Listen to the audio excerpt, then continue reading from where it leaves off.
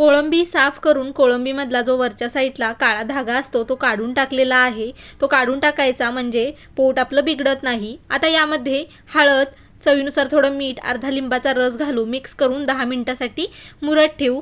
कांदा, टोमॅटो, आलं, लसूण, कोथिंबीर आणि किसलेलं सुकं खोबरं थोडं सोनेरी रंगावरती मी परतून घेतलेलं आहे. त्याचं बारीक वाटण तयार करून घेऊ. कढईमध्ये थोडं तेल घेऊन कोळंबी 1-2 मिनिटासाठी तेलामध्ये परतून घेऊ. आता याच कढईमध्ये थोडं अजून तेल घेऊन वाटण चांगलं 4-5 मिनिटं परतून घेऊ.